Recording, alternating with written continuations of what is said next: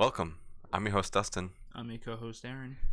Today, we are talking about a movie that I honestly think is going to be my favorite movie of the entire year. Because so far, it's definitely my favorite movie of the entire year. But we still have, what, another Yeah. 6 months Yeah. to kind of go through. Um, but We do have Halloween Kills coming up. we do have Halloween Kills, but I don't think it's going to be able to surpass what this movie does. And that movie is Revealer. We actually got an early screening thanks to, the crew over on the Revealer team. We got Luke, Michael, and Tim. We actually sat down and talked to them for a little bit. And then we also just talked to Kato AC, talking to her about her role as Angie in this film, and it was really, really fun. We're currently trying to work on getting everybody back on the show to kind of do like a post release of Revealer. This episode is coming out on release day. We could do it because the embargo is lifted. We could release it today if we really wanted to. And that day is Tuesday. We're recording this on Tuesday. So 2 days before release, but you guys will be hearing this on release day, so that when we get into spoilers and everything, hopefully everybody would have had a chance to watch it at least. And if not, then just hold on and know that we're sending this out. Please go watch the movie on Shudder because it's going to be Shudder exclusive for a while. I don't know what else is going to be going on. I know that the team did say there's going to be a multitude of ways for you to purchase things. Like there might be a VHS, which I think would be fucking awesome to kind of add to my collection. I definitely want a Blu-ray or like a 4K version, because I know that they also recorded a bunch of commentary tracks, and I'm very, very interested in that. I'm not really a big commentary track listener on movies, but over like the last year or so, for the movies I have got that have commentary tracks, I've actually really enjoyed them. Have you ever been like one to listen to commentary tracks on movies or anything like that? If I really, really loved the movie and like I wanted to, learn more about it, then once in a while, but like I didn't go out of my way to like seek them though. Yeah, and that's kind of how I felt about it for a long time. But I kind of like getting more of an inside look. If we can't interview the person, I feel like, and especially if it's someone we can't get on the show, because they're like either really hard to do or maybe they're not around anymore.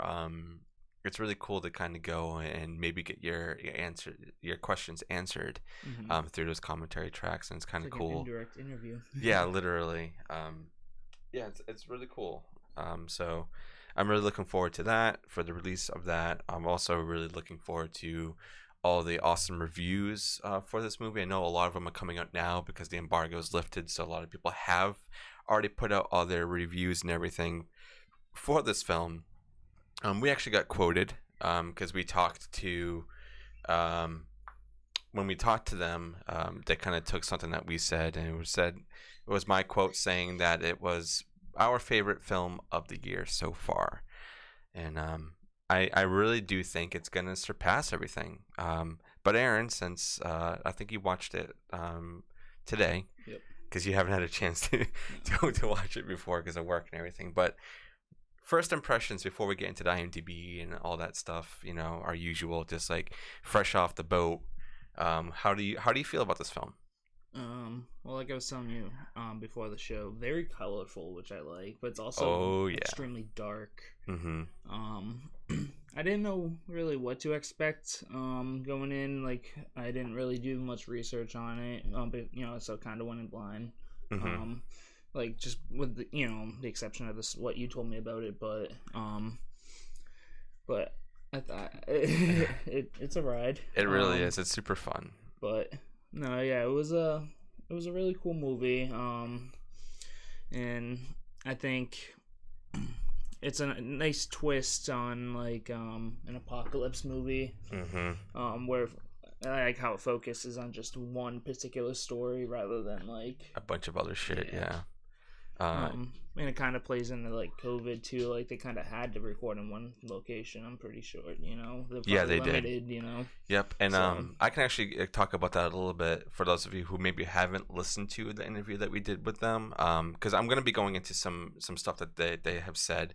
Because I know you weren't there for that interview. Because work as always is always freaking eating all of us alive. But they were saying that they did film this during COVID. It was like right fresh from the pandemic. Everybody, what was really cool though is that it was a small crew, but everybody that was there, they all like rented out like the first floor of a hotel, and they all just isolated, and then they shot this. I think it was, fuck, I might be getting this wrong. I have to go back and listen. It was either 4 days or 4 weeks or something like that. Like it was a crazy like short amount of time for what this movie was. But yeah, they all used like one location. And when I was talking to Kato, they actually said that Shayna and her, they arrived like a day or two early, just to kind of get themselves like isolated enough. They were testing all the time and also kind of working up their characters as well. I think all the acting, it is just on two people, and maybe like one or two others, but really just two people. It's such a awesome story, and it's pushing a lot of boundaries. That I think you could probably agree on this as well, is that there's not a lot of movies, even like in the horror genre, which you think would have this as the whole like sinner and saint like dynamic, and then them kind of like coming back together. and breaking out of their shells and to reveal themselves. So that's another thing I really like about this title, is that it has a lot of meaning to it. It's like, yeah, Angie works at Revealers, bookstore, she calls it, or it's a peep show booth, stripper paradise, whatever you want to call it.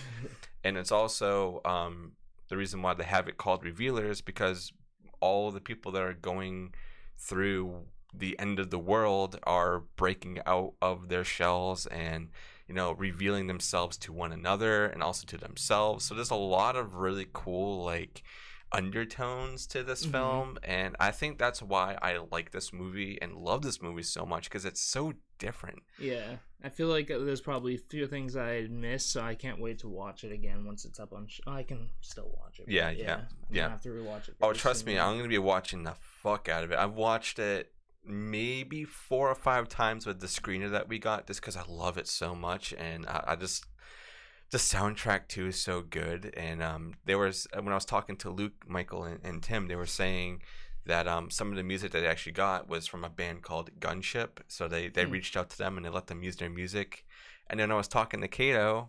She was saying that she pretty much, the whole dance scene, she choreographed herself because she's a burlesque dancer. Oh, wow. She does a lot of performing arts. She does a lot of theater and stuff like that. So That's she has awesome. a very like strong background. This is actually her like third film, but this is like her first like serious film. She was in oh my god, 1 second guys, I'm gonna look this up because I don't want to missay it. Two in the Bush, she was kind of like a big character in that, and Christmas is Canceled. So if anybody has seen that, and then It is. Yeah, and then she does another really big movie that's coming out called Black Mold. There's a lot of really, really cool backstory that before we get into any of the IMDb, I really just want to like shoot into everybody's brains. Is that the stylist, Yeah. right? Guess what? Take a wild fucking guess. Same director? No, half of the people who worked on this also worked on stylist and Black Mold. It's all the same family. Like Jill's part of it. She's a producer. So like this movie and a stylist are literally like families. And it's so fucking cool. Like some of the producers that are on that also worked on that film and are working on Black Mold. The producer that helped Jill with the stylist is actually directing Black Mold. And it's awesome. They kind of keep it in the community, keep yeah, it in the family. Yeah, and when I was talking to Kato, she was even saying that she was nervous going there, but when she found out it was like all like the same family, she's like, oh, this is perfect. So it's really cool to see both of these films really getting what it deserves, and a lot of praise, because Stylus is such a great film. It really, really is. We're actually going to be getting to reviewing that very soon.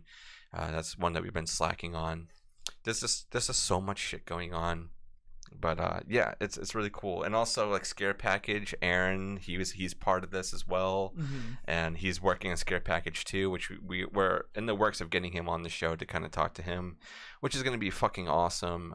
There's a lot of really cool things going on in the background, as usual in this show. I feel like we're never stopping. It's like there's always something going on, and we try not to let anything hold us back. Even when you have to work, I always try to make sure things are still, going on smoothly and whatnot. So yeah, you do a great job at it. Well, thank you. So yeah, this movie it's beautiful. There's a lot of shit that I can keep going on about. But Aaron, if you want to pull up the IMDb and kind of, I don't know, talk about the minimal information that's out there right now, since this isn't technically fully released yet. Well, to kind of give you an idea of the movie, there's a plot summary which says, tensions rise when a stripper and religious protester are trapped together in a peep show booth and must come together to survive the apocalypse in 1980s Chicago. Oh yeah, and that definitely sums up what this whole movie is. Yeah. But yeah, that being said, there's not a ton, but I can go through some of the cast, which you mentioned already. Yep. We got Kato, is it AC. AC? AC is the way to pronounce it. Trust me, I thought it was Oz, and she's like, no. I'm like, Google lied to me. So Kato AC, who plays Angie, who is the stripper or performer.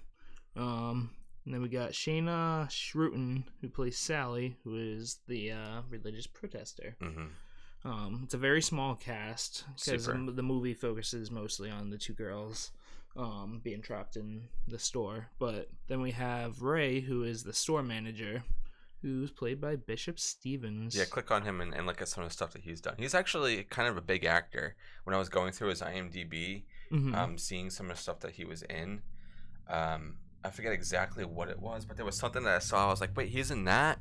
Yeah, he's very active the last couple of years. Lockdown 2022, Revealer, of course, Last Day, The Last Patriot. What was it? There was definitely a movie in there. Keep scrolling.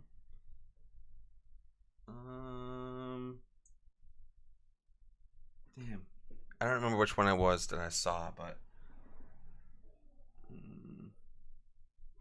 anyway, we forget about that. There was definitely something that I saw. I was like, wow, he's in that. Mom and Dad, I think I saw. That was the one, I think, with Nicolas Cage, right? Possibly. Yeah. Okay, so you've seen something with him in it. So maybe that's what I was thinking of. Maybe it's that one. But yeah, that one was pretty cool. It's kind of like this like end of the world sort of thing. It's like all the parents go crazy and try to kill their kids. Yeah. But yeah, there's a semi big actor in there. Yeah. And then there's really no Phil Bogdan, who plays Asmodeus. Osmodeus, yep. And then what's really funny too, he's the health and safety advisor on the film. So they had him dress up as Osmodeus, which I think is really, really cool. So he has like an acting credit. That's fucking awesome. And then Buzz Lear plays Wallace. Who was Wallace? He's the guy in the very beginning? The evangelical guy. And another really fun fact too is talking to the creative crew. Luke actually is now he grew up in a very religious home, always going to church. So this is like very close to home to him with with the whole, because it's a very religious movie without it really being religious, if you know what I mean. Yep. So a lot of like the subtext and stuff like that, that's coming from him, from his heart. Even though he's not religious anymore, he kind of broke out of that mold, and I mean, kind of good for him, because from what he was saying, it was a lot. And I know, or used to know people who were very into their religions, and they would like really consume them, and That's all they would think about, and then they would just become like fanatics, and not the good kind. It just drives you crazy. Yeah, and so there's a lot of stuff like that. So I love the whole opening scene with the ad, because that's everywhere. Even like today. I mean, this is really based around the satanic panic that was going on in the 80s, with all the shit that was going down. So it's really, really cool, and this movie is just fucking awesome. So I really hope everybody goes and watches it. I'm gonna be watching it again. I'm gonna give it a fucking fat 5 skulls, because that's what it deserves when it drops on Shudder. Probably go on there and give some Rotten Tomato reviews and stuff, because that's something that I've always wanted to do, is go and actually drop like numbers into all these review sites, but I just never have enough time. But this is gonna be my first one that I'm gonna do. Hell yeah. So I'm glad that you liked it, Aaron. I'm really happy you do, and I'm really happy to see all these awesome reviews coming in on Twitter, and seeing the whole creative crew and all the actors being happy with something that they made, because it's a lot to make a film and it's their first time really doing it too. Well, maybe not for Michael and Tim, but for Luke, this is Luke's first like actual like big film. Also with Kato and Shayna as well. They've done other things, but this is like on a scale of anything else that they've done. This is the biggest so far, and it was I don't know if there's a budget on there. I tried asking them, but I think they said it was like less than what did they say? I think they said it was less than 500,000. Damn. Because they said they couldn't release actual numbers yet. Yeah. So those will probably be popping up soon. So it's a very low budget film, and you can feel it, but it makes up for the low budgetness with the colors and the acting and the score. Just the overall tone of this film is great. It's got like a very like post-apocalyptic. Yeah, feel. I mean, which I would hope so, but like but it feels like the apocalypse had already happened. And yeah, so, like the one film this makes me think of, and I even asked them if this was an influence, and they said no, but they can see why I would pull it from there. Is Night of the Comet. Night of the Comet. I don't think I've seen that one. You probably have. Let me see if I can pull that one up. Because that's one that's post-apocalyptic. It's about like Halley's Comet comes and like wipes out all humanity. Mm-hmm.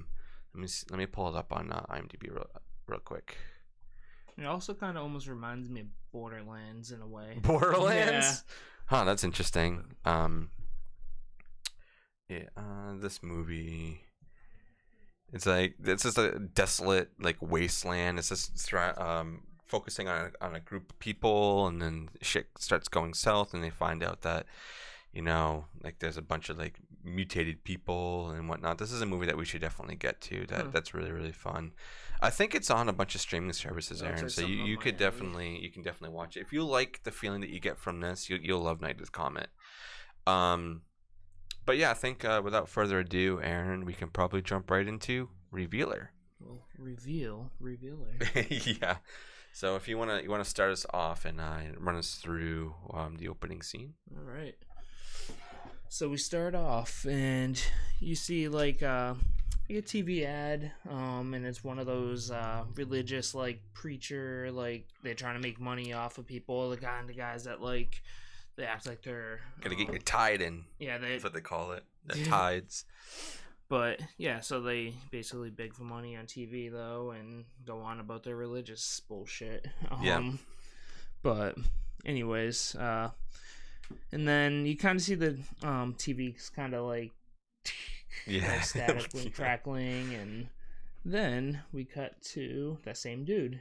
He's trapped in a very colorful dark room. Yeah, it's like this unknown like location, but it's so fucking cool. Mm-hmm. But yeah, so he's trapped. He's and he's got the TV with playing his own ad in there, and he's freaking out. He's like, "I am one with the Lord. I didn't do anything. I brought the word of the Lord. Yeah, I am righteous. But yeah, he's going off yelling at nobody. And then like was it like the lights cut out and yeah, like zooms on his face and then we get the Yeah. title card, but you can hear like some sort of like voice in the back Yep. talking, but you don't really make out what it is, but like he's talking to somebody, but it's like he's being watched, like we're the person watching him. Yep. And I It's a cool think scene. it is. It's really cool, and the lighting in it is really, really cool as well. It's all red. I guess kind of to resemble like a sinner, because that's one thing that you will pick up on in this film is that it's a lot of purples, reds, and blues, and the reddish purples are for like the sinner, and the blue is more for the saint to resemble like like heaven and hell. So in that room where that guy is, it's all red, so it's like he's in hell. It's like he's a sinner, even though he was saying that I've done everything. I've done everything for him. I'm righteous. I haven't done anything wrong. Except for profit off of it. Yeah, so like he's essentially being a sinner for doing said things. But yeah, it's a really cool scene, and it really sets up kind of what this movie is about. And the title card too is so fucking cool. It really, really is. It has that just like that like digital like what I'm talking about. Yeah, it's like a holographic card. Yeah. It's like when you used to get like if you used to collect like Pokemon cards and stuff. Even like turn it. Yeah, even like still today, you can get like holographic cards like that. But that's what it reminds me of. And the color palette is in the title card, and it's like all like flashing. It just works so well. It's so awesome. Just alone, if you love color, this is going to be probably one of your favorite films of a long time. But anyways, yeah. So you get the title card, and then we move on to another. Except this one, like a nice bright '80s, opening scene. You got some heavy metal music playing. Yeah. And then you meet our bad bitch Angie, and I keep calling it Angie. I don't know why. Angie. Another thing too. Sorry to cut you off, but if you realize when she's walking on the ground, it says 1987. Oh yeah. Yeah, so it's kind of faint, but it definitely does work. Huh. But yeah, so it's 1987. But yeah, we meet Angie, who's our punk rock bitch stripper. Which we'll learn. Awesome. She goes up to a phone booth and she makes a phone call. I think maybe like a drug dealer or something. It's very hard to tell at this point what she's doing. For me, it seems like she's calling to maybe talk to a boyfriend, maybe, or to be like, hey, I'm gonna be home late, or maybe a family member, or something. And she's saying like she's gonna pick up another shift or whatnot, and then you kind of learn as the movie goes on what's going on. But yeah, she's like, it's okay, I'm on a payphone or whatever. So that's why. That's definitely Now that you say that, I didn't really pull it from that, but when you say it like that, and you take that context, I think I can see that, But so then she starts walking through a crowd of protesters, of the religious variety. Yes. And she meets Sally. Mm-hmm. They exchange a few colorful words. Yes. With each other. They talk a little bit of shit, and then why won't you take Jesus into your life?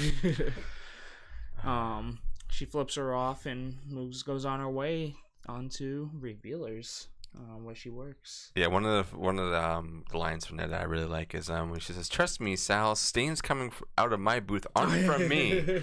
Yeah, it's really good. There's a lot of cool lines and dialogue in this film. Mm-hmm. It's so, very witty.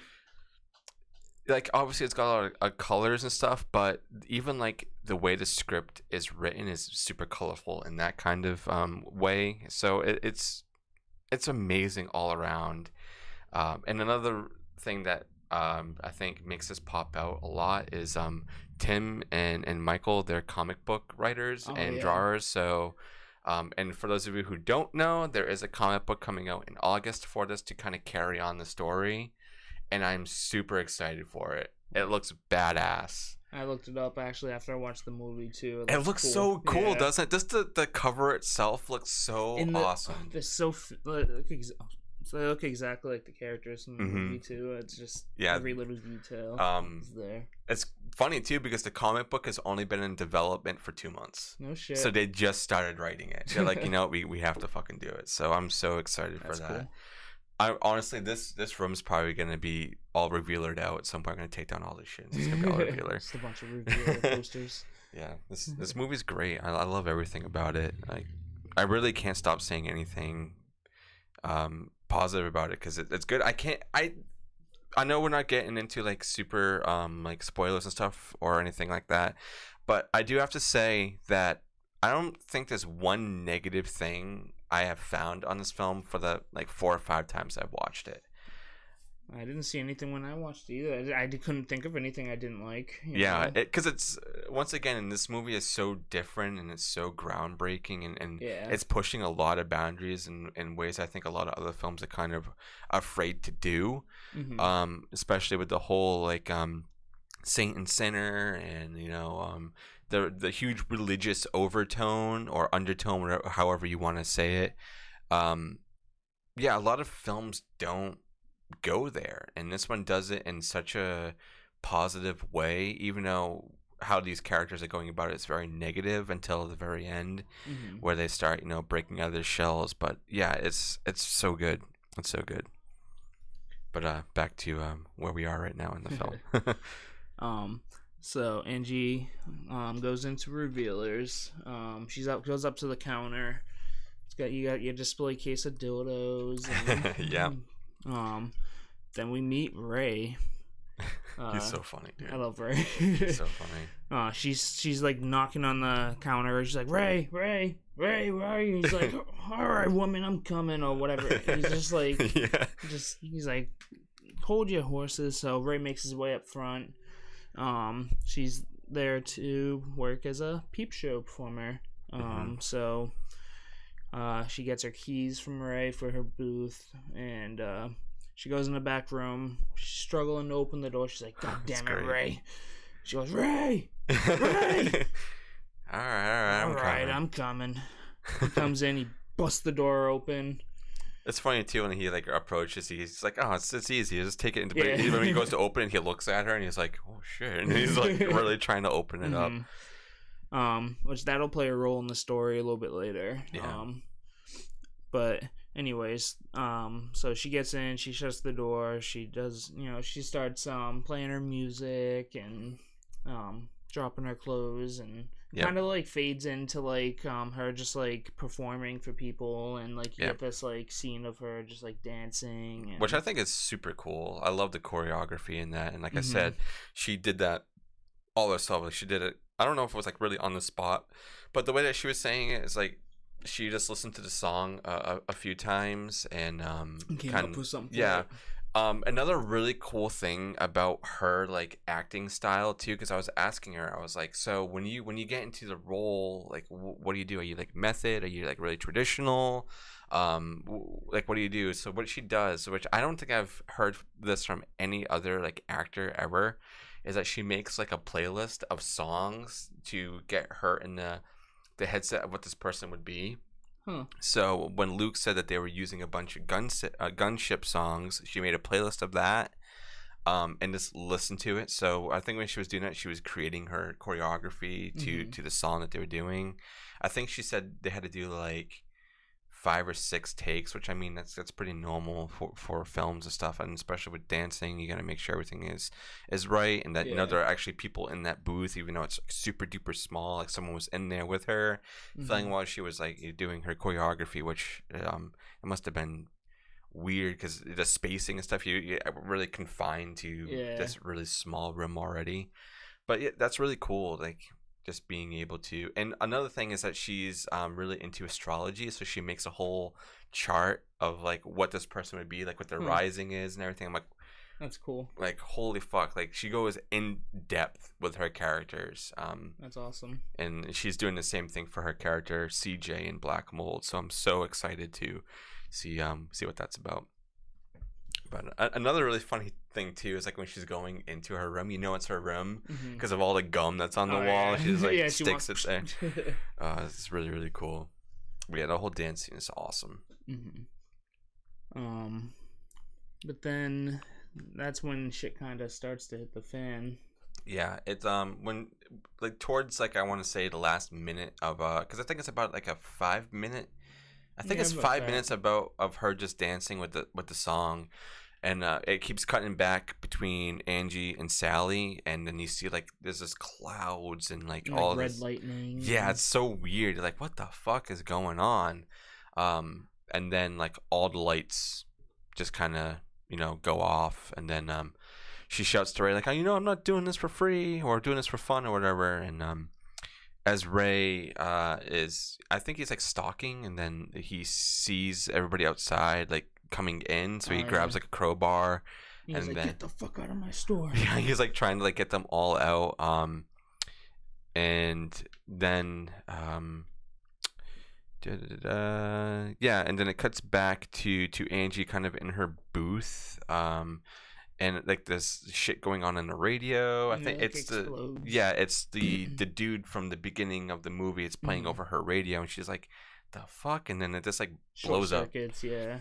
And then Ray just comes in, and we don't really see a lot of him until it starts to flash, because the lights keep flashing on and off, but like the purple and the red and the blue, and then we see that he's got blood everywhere, and then he puts his tongue in the little thing where you send the money. Oh yeah. And she's like, oh my god, what the fuck, it's really, really funny. And then she's like trying to like tear up the booth, and she's like, I'm not dying in a peep show booth. It's like, yeah, I'm right there with you. Like, I don't know if that would be where I want to die, especially since the door is fucking jammed. So she's, having a moment of trying to figure out where to go, and then she realizes who's in the room next to her. Sally. And then Sally is going on like her big religious talk, and I have a quote here. It's the end of the world, the final judgment, just like in the Bible. And Angela's just like, just shut the fuck up for once. Like, we're here together, and so they're bickering a lot and going back and forth, and they're all kind of like going at each other, saying like, you're worthless, and no, but you're worthless, or like you're not going to survive all this and whatnot, and kind of just just attacking each other, because once again they're two different people, opposites essentially. Yeah, like a saint and a sinner, and this one of them is trying to do the Lord's work, while the other one in the trying to get by, and in the eyes of the worshiper, it's you're doing the devil's work. Which is bullshit. And that's another reason why I really like this movie, is because it sets a really good example and a good message to people to just lighten the fuck Literally. up. Just, we gotta all be there for each other. I know that the world right now it's awful, especially here in the US, with the politics and shit like that, because like I was never a big political person, but over the last like year or two, I feel like the way that the US is, it's turning me into one, because everything right now it's all based in politics. And horror has always been a very political genre, so it's also a cool thing to actually see a horror movie take on a religious political tone, because a lot of them don't do that. In a serious way. I mean, you could probably say this movie isn't serious, but I think for what they were going for, I think this is a very serious film with the things that they're talking about, and going after, because it's all so real to a lot of people, especially to myself, and Aaron, probably you as well, even if it's not like the religious side, but it's just the part of not knowing yourself completely, or always lying to yourself, which we'll get into all that once we get to the actual reveal of what this movie is really trying to do. And the while they're like bickering and everything, Sally just keeps like shooting shots at Angie, and she says, "You poor little stripper, you were the reason for all of this." Like, she's blaming her for this judgment of trumpets and shit coming and killing everybody and whatnot, and Salah's like, I'm gonna be fine, you're gonna fucking stay behind and you're gonna rot. It's like, wow. Like, this bitch. like it's awful. Like Angie like is really trying to be the best that she can. She's probably overworking herself, considering Ray was even saying like, wow, you're taking even more extra shifts, Yeah. implying that she's done it probably every day for the past who knows how long. It is nuts. And then as they're kind of like talking, Angie remembers that the place that Revealers was a speakeasy back in the day, and that there was tunnels underneath. So like, oh, we can get out of here and find a way out, which I think that's a little weird, having tunnels underneath a building, but for it being a speakeasy and for it to run like said goods, to and from it makes sense. Makes sense, yeah. But it's just weird. It's been like, oh yeah, we got tunnels underneath this place. Just casually. And it's really annoying too, because Angie wants to get out and go help her man, because we don't know who her man is yet. But Sally is just being a stubborn bitch, really. I mean, I don't really like calling, women bitches, but she's acting like one in this one, like hardcore, Yeah. And just does not want to help until she just decides to kind of lighten up a little bit, be like, hey, you know what, you're kind of right. I don't want to be in here my whole life. And I think if you were in that situation with somebody else and you want to get the fuck out, and I think that kind of goes to anybody who is in a shitty situation like this. I mean, this is like the most extreme, I think, like actual end of the world. Yeah. Stuck in this peep show store. Yeah, it's fucking someone you hate. Yeah. Which the thing is, I really don't think Angie really hates Sally. No. You think Sally really hates Angie though. Like Angie's her character. She's just trying to work. She's just trying to work, and she also plays off as more of I'm just gonna joke around with you. Yeah. I'm not gonna take this seriously. Yeah, I mean there are points where she says things that she doesn't mean, just because Sally is like pushing her to those limits. And she gets like the best of her, but she pulls him back, So as they figure out that there's a tunnels underneath, and Angie was already trying to tear up the floorboards, she has Sally go outside, and they want to open up the door so that Sally can go in and help her, escape. And I really like this too. You got to pay attention. I was talking about the lighting earlier. Whenever it shoots, when it goes to Sally's side of the room, it's all blue, and when it goes to Angie's side, it's all red, and that's really, really cool. And everywhere it goes until Sally leaves the room and goes in the hallway, it starts turning red blue. So like she's like crossing a line that she's never been at before, and she's kind of conflicted probably in herself at this point.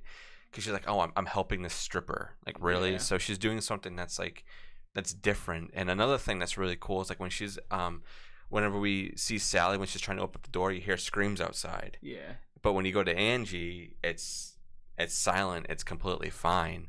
But as we all know from earlier in the film, when they try to open up the door, the floorboard is fucked. So they can't open it. So Sally goes back in. And then Angie gets really mad and picks up a chair and tries to break the plastic window, which I'm surprised it's holding in there as much as it is. Yeah, right. Considering It's kind of worn down. And even the walls, as we start to understand that they're all fucked. So you would think that with a chair with full force, it would pop out. But no. And then they see a vent up top, and Angie tells Sally to go up there, and she's like, you want me to touch this stripper chair? And she's like, I don't even know which part of your body has touched this. And then Angie's like, I'm going to make it easy for you. All of it, Sally. It's really, really cool. And then Angie calls Sally a stuck-up bitch. And that's when they start, kind of, I don't know, starting to kind of like each other. But Aaron, I'll let you go from here. All right. So she pulls the chair over to try and get up into the vent. Sorry. And Angie's like, kind of like, they're separated, obviously. But she's like talking her through it through the window, and she's struggling to get the vent off, and then Angie's just like she's like, oh, get it off, hurry up, let's go, come on. Yeah. She's like, it won't. Yeah, because of the screws or something. Yeah, but eventually she like kicks the wall, and then her heel gets stuck in it, but then it goes through. Yeah. Into the other side of the room, and she realizes, she's like, shit, the walls are, they're falling apart. So, yeah. And then Sally, she's like, I remember seeing a crowbar over on the floor there. She's like, go get it. So she goes and grabs the crowbar from Ray, and then you see Ray's eyes just. Yeah. It's like, oh fuck, so he ain't dead. No. So then Sally goes back to the room. She's got the crowbar, and Ray comes up behind her. Mm-hmm. So she's like, "What the fuck?" And then like his tongue's all like hanging out and shit. Yeah. But anyway, so like Angie's like, do it, fucking get him. Yeah. Do she's it. like taunting him too, or like trying to like be like, oh Oh you yeah, want she's some like, of this? yeah, she's like distracting him, trying to. I get know him you always over. look at me, Ray, and stuff like that, trying to get him to be lured to her. Yeah, so he starts to go over and watch Angie. So then Sally comes up and bashes him in with a crowbar. Pretty violently too, for someone who was like non-violent. She gotta let out some aggression. It's fucking it's nuts, but it's a really cool scene. Mm-hmm. So she's covered in blood at this point. Yeah. And then they take the crowbar. They bust a hole into. Oh, she passed. There's a hole in the wall already from where she kicked in. She passes the crowbar through the hole, and which starts she hands it over because Sally at this point is kind of disgusted with herself, or once again she's like, is this really me? Like you can kind of like see her going through like the questions with herself. I'd be like, is this me? Did I really just do that? Is this who I always was? Like you can't even ask yourself those kind of questions, like has she always been like this, maybe internally aggressive? You can tell that she has something going on, something pent up. Yeah, there's something in her that wants to come out, but she's afraid, is what it seems like. So that she hands the crowbar over to Angie, and she starts busting down the little board that's in there, and then she's like, "Okay, Sally, come on through." And then Sally says, "I better not get stuck in here," which I wouldn't want to get stuck in a wall either. No. So she's trying to get on through. And she ends up getting stuck. Yeah, she gets stuck, and then she's like, "Oh my god, there's something on me! And it's like a snake slug. Oh my god! And you know what? Too, I just watched Brain Damage last night too. Yeah. So like, I was getting I when I saw that thing, I'm like, whoa, that's oddly similar to what I was just watching. Yeah. So it's really cool to know that when I was talking to Luke that it is a practical thing, but obviously when we get later on, when it's multiple of them, they had to use a little bit of CGI, which that's fine, like it has its place. Yeah. When you're using it correctly in a way that would be hard to do practical stuff like that, it's okay to mix. I think mixing practical and CGI is the way to go. For sure. So yeah, it like wraps around Sally, and then it like shoots into to Angie's mouth, and then Sally, as she's trying to get through, is like pulling it out of her mouth, and then she gets it and she beats the fuck out of it, and then Sally gets through, but the thing I don't think died, so they had to beat it up even more. But poor snake. Yeah. But this is where the lighting, the blue and the red start to really mold, because now they're both together. So at this point, I think they're both asking themselves these questions, because if you're following what the lights are doing, like if you're gonna go on that route, I think this is I'm not gonna say the climax, because there's definitely another one, but this is like the peak, I would say, and then it's like right before the climax. They're both there together, and they're trying to figure out each other while figuring themselves out. So it's a journey. This whole movie is a journey for the viewer, the two actors, and also the world that's around them. Everything is learning and trying to figure out what's going on. And then Sally, I think is starting to go on another tangent, and then Angie just says, "Shut up already and help me pull." So they start doing the floorboards to start pulling that shit up, and then so then I think all the lights go off again, and then I think this is where I started to doze off. Yeah. A little bit. And then Angie says, "What other messed up shit do I need to deal with in a single day?" Actually, no, that's after.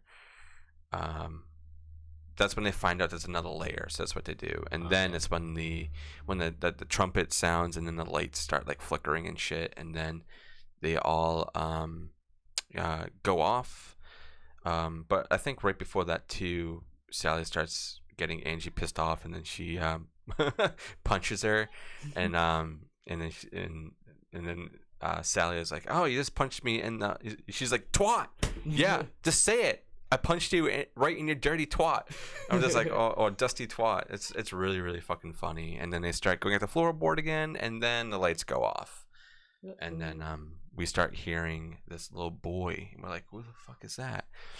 And then we start kind of realizing that it's Angie's quote unquote man, but it's her nephew, as she's saying. And then Sally in the background is like, "I done fucked up," like, because she was like thinking that, oh, your man and stuff, like, her boyfriend or whatever, like a bad person. Yeah. And then realizing, shit, it's a little kid that she's taking care of, and I'm over here talking shit about her for trying to support herself and another life. Yeah. So they hear it, and Angie has a flashlight, and the flashlight's like acting up, and then we see this demon, and we find out that it's Asmodeus, and Sally kind of goes through the whole description of it and says it's Asmodeus, the creature of judgment, essentially. So it's the one that determines where you're gonna go, what you're gonna do.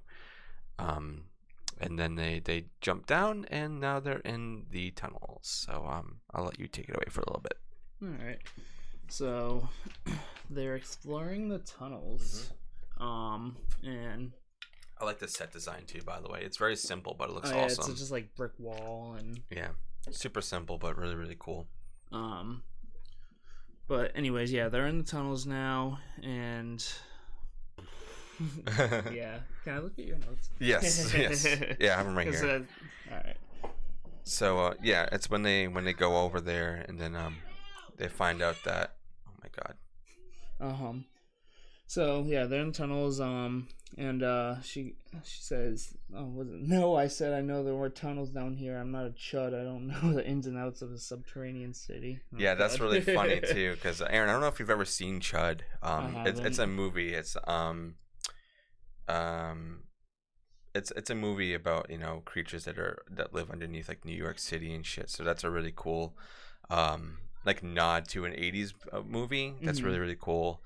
And also with Sally like ripped her skirt too, and has to bandage up Angie because she cut up her hand. So you can see that these characters are really starting to come out of their shells and start to reveal themselves to each other and to themselves. So it's really, really cool to kind of see what's going on and get to like a branching path. And then they're being chased by Asmodeus. Is that how it's pronounced? Asmodeus. That's how I say it. I mean, there's probably multiple ways you could say it, but Asmodeus, I think, is the best way to say it.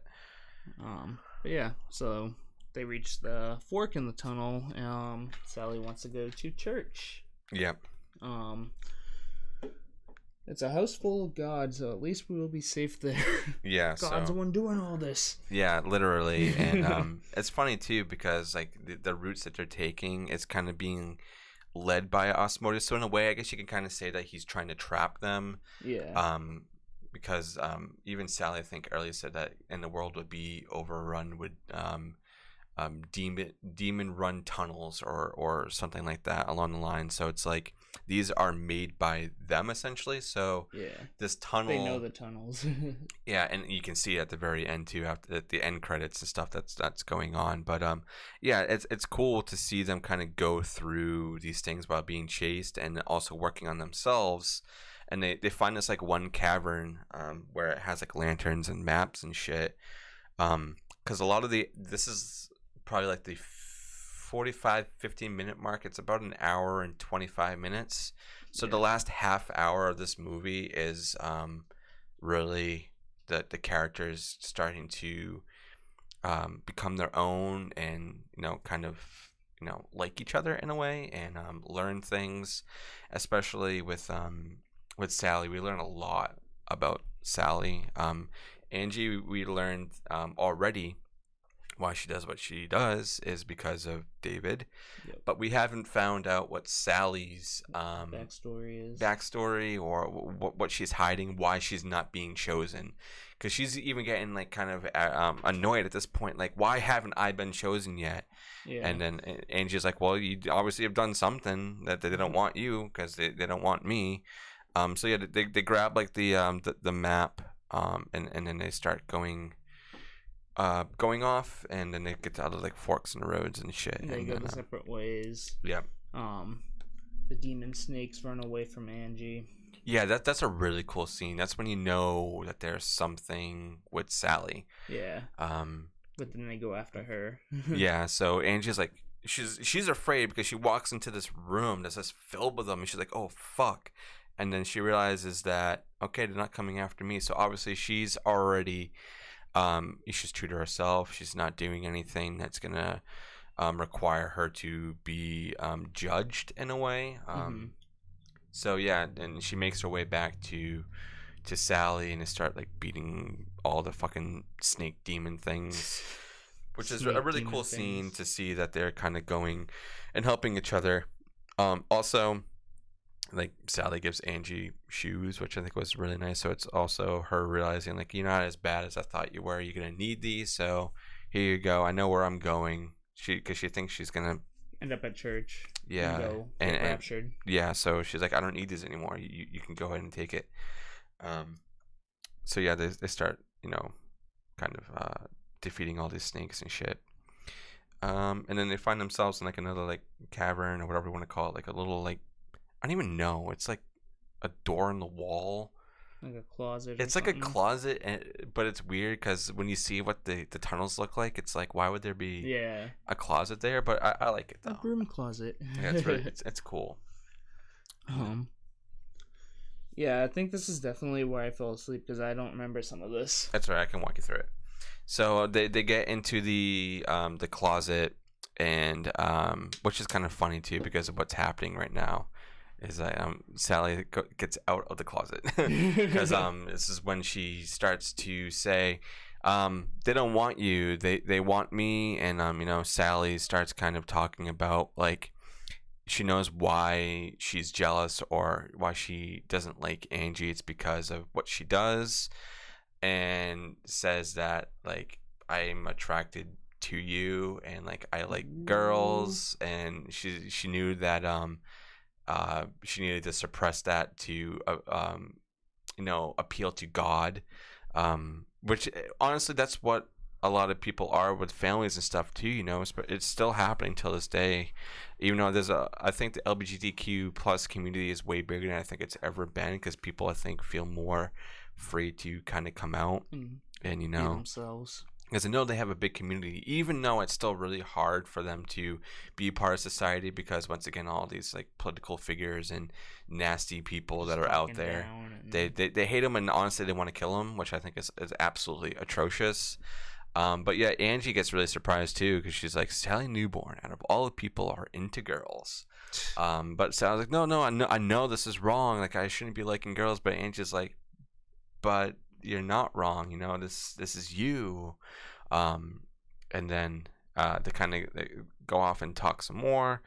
And then they realize that all the snake demons have left because Sally has finally revealed herself and to Angie. Like she knows who she is and what that she shouldn't be living a lie. And then they start walking away, and then Angie's kind of talking to Sally, but not in like a negative way, even though I think the way it's kind of shot makes it seem like Angie is talking down or shaming her for it, but when she's really not. But Sally gets kind of upset and says, "Even you're gonna look at me like that?"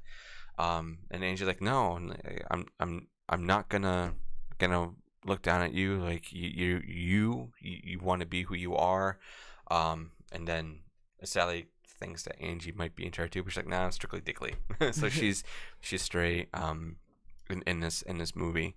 So yeah, there's a lot of really cool things going on dialogue wise and character wise right now. You kind of break away from all like the world ending shit to kind of really focus on these two characters, and really Sally. This is like Sally's big moment, even Angie's big moment. I think this is the best part of the film is them coming together finally and going to overtake this thing. They're going to come out on top and be themselves and not want to hide themselves.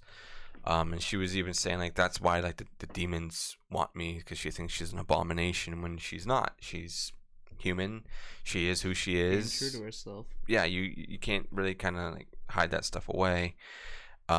And even like Angie was saying, it's like, no, they're not gonna come after you now because we're still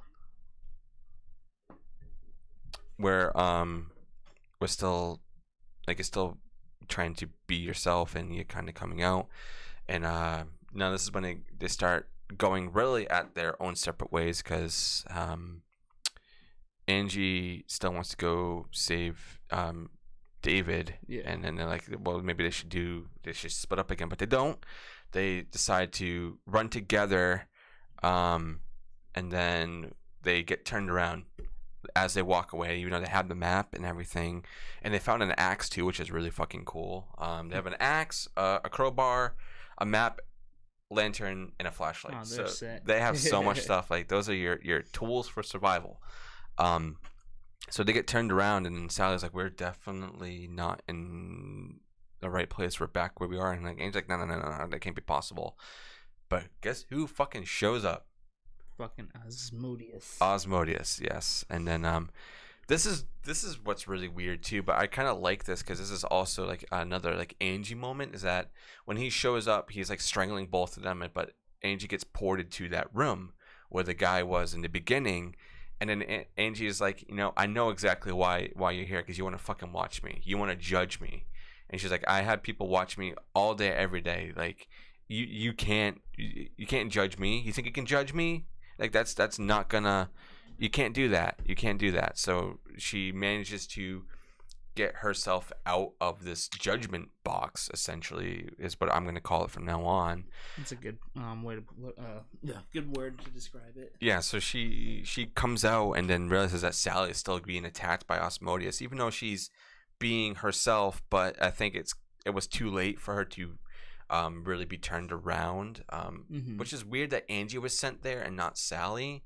But I can see why. It's because we can see them both kind of overcome everything, because once Angie gets back, she whacks him with the crowbar, and manages for Sally to kind of be let off, and then she gets attacked. But then Sally comes around with this badass like jump and just has the axe and fucking slices off his head and shit.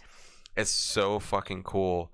And she's like, yeah, she's a harlot and she's my friend. So she's like, we're meant to be together. And they start fucking literally like bashing in his head and shit. And then after they kind of both overcome everything that they've been working up to for this film, and for Sally to come out and be true to herself, and also Angie to be like, fuck you to everything else that's trying to tell me who I'm supposed to be. She's like, I know who I am and whatnot. And they both got each other's back, and then they start to walk towards these doors, and they're like, what the fuck? So it's like these doors that look like church doors, and it's actually a really cool handle that they have when they open it, and they're like, this is where we're supposed to be. And then they open up the doors, and then they make their way through, and then we get to the credits, which I think is really cool. Really cool soundtrack from Gunship again. and it's kind of like an overview of where they are, and it's just a big fucking maze. Oh, It's really really cool. So you need to go rewatch it, Aaron, because you're gonna like it. But I'm glad that you do like what you have seen. I know that work has been exhausting both of us, and I really wanted to get a review done with this, because this movie is really really really really cool. I think it's important for everybody to watch it. This has a lot of story to it for a short film. It goes by really really fast. It's a great film. So I think we could probably move on to our verdicts. If you're okay with setting a verdict, do you feel comfortable with putting a score to it? So I'll go first, and I'm gonna say, like, you guys probably saw this coming, but a fucking 10 out of 10 for me. One, because it's groundbreaking, it's pushing a lot of boundaries, it has a solid story to it, the characters are amazing, and I love how it's just a duo performance, really, with some other side characters that just add a little bit more to the story, but it's not super important for them to be there. And to see their journey kind of come out at the end, being friends, not hating each other anymore, being true to themselves, and being just above everything, saying fuck you to all of these gods, and at the end of the world, like, fuck the end of the world, we got each other, like, we can overcome anything at this point, and we are righteous, but we're righteous in our own way, not in like a a religious way. It's more, I'm righteous to myself, and not to somebody else. Like, I'm me, and that's fuck you if you disagree with that. Exactly. And it's important, and it's a very important movie. And when I was talking to the guys, like, I knew that they knew this movie was important, but I don't think they understood how important it is, especially nowadays, for this film to exist. So Luke, Michael, Tim, Kato, Shayna, everybody else that was on the crew, you guys nailed it. I'm also very happy to call you all friends, and be able to talk to you whenever, and for you guys to come on whenever you want, whether it's just to talk to shit or just review a movie or whatnot. And we will be reviewing Scream with Kato AC later this year, which is going to be fucking awesome. So being able to create all these friends through this show, which I never thought was going to be possible ever, it's just such a great feeling to see the creative crew go and do something as big and bold as this. Is really cool to see. So, Aaron, what would you go and rate this? Well, I loved every second that I did see until I passed out. Yeah, but, it's fine. But just hearing like you tell the rest of the story, makes me want to like revisit it immediately and like go and actually see it and experience it for myself. Yep. And like hearing you rave about it, like, just I know I'm gonna like the rest of the movie. So I'm gonna go watch that later. But I can tell you right now, it's gonna be a 10 out of 10. Yes, and for anybody who gives it anything lower than that, you're lying. No, but I think this movie deserves anything above an 8. If you give it anything lower than an 8, I don't like you. But some people are just really harsh on films, and that's really annoying. We try not to be super harsh, unless it's what the fucking movie did we? Mutilator. Yeah, The Mutilator. See, I forget the movie because it's that bad. The Mutilator, we're really hard on that one. That I remember it sticks in my head. Well, man, I wish you had my curse of forgetting it. But yeah, Revealer. This movie is fucking awesome. It's badass. People are probably gonna be like, oh, this is a feminist film. Like a little bit of yes and no, but not really. This is more of a you film. This film is for you to realize that you need to loosen the fuck up, support people, stop talking down to people, forget all that religious bullshit. I'm not religious at all, and I'm glad for that. I'm glad I didn't really have a family that was super religious, even though I did have some family members that were. But yeah, fuck all that shit. I don't need to believe in a higher being to want to live my life. I'm here every day because of the people I have around me, and this is what this movie is really setting up. is you're here for the people around you and be there for them. Yeah, you guys might disagree, but at the end of the day, you're both human, and it's okay to embrace each other. Unless your views are that bad and you're just a really hostile, disgusting person, then I don't want to have anything to do with you. But if I feel like you're somebody who's maybe salvageable, then okay, yeah, we'll be friends. But if you are somebody who's just gonna be super hateful, which there are a lot of Just people out full of there now, negative energy. I don't want you, because you're not worth saving. You're not Sally. No, you're not. And you're not Angie either. You're your own fucking breed. You're Osmodius. That's what you are. Because you can be Angie, who knows who she is, and from the beginning knew who she was and does everything she can in her power. Or you could be Sally, who is a little conflicted and eventually breaks. Finds her way. Yep. Or it could be Osmodius, who's just a fucking dick and just hates you anyway. Judgmental asshole. Yeah, just judgment. So it's kind of cool that they have all these themes. Because this is another thing that I love about doing this show, is that being able to talk aloud about certain films and going through the stages and scenes, mm-hmm. and being able to pick it apart, you realize that there's a lot more to movies than what you see on screen. Yeah, it's such a cool experience to be able to talk about these things and be able to talk to the people who created it, and maybe through those conversations, the creative crews on films may not have thought of it the way that you were thinking of it, and that kind of happened in that interview with Luke, Michael, and Tim. So please go listen to that interview, and also go listen to the Cato interview that would have been out yesterday. So Wednesday is when that's dropping. Remember, we're recording this on Tuesday, but dropping on Thursday. We have a lot of episodes coming out this week. So we got this one coming out on Thursday. We got the interview, and then we got our re-recording that will probably be coming out on Friday. So we have a lot of really cool stuff in the works, and I'm really happy that this film is getting all the positive attention. And I know there's going to be people, once it drops, people are going to be shitting on it, but that's kind of inevitable, and just fuck them. Yeah, right. That's all I can say. But 10 out of 10, Revealer is definitely something that needs to be watched once it drops. So please be sure to watch it and then listen to our show, or listen to our show and then watch it, or half listen to our show, go watch it, and then come back.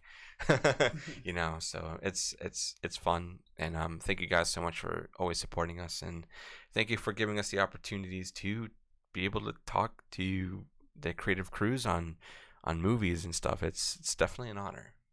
And Aaron, once again, always thanking you for always being here with me when you can to do these episodes. Thanks for always having me. Yes. Do you have any final thoughts do you want to say for Revealer before we sign off? I will reveal my final thoughts with you later after we watch it. Yes, and yes, I'll let the world know too what your final thoughts are as well. But thank you guys so much for listening to this episode. It was kind of like all over the place, but this movie has a lot to say about it, and I was trying to get out as much as I remembered that I wanted to say. Because as always, when we're done with episodes, I might I forgot to say that. But don't worry, I've been tweeting and posting about this movie for the past week and a half, so I think everybody knows at this point what I feel about this film. So please go support it, and that's all I want to say is go support them, and let everybody know to get Shudder to watch this movie. It's only $6 a month, and it's worth every penny. So thank you guys so much for being here, and this was the Untitled Chapter podcast. I was your host, Dustin. I was your co-host, Aaron. And that was Revealer. Please go watch it.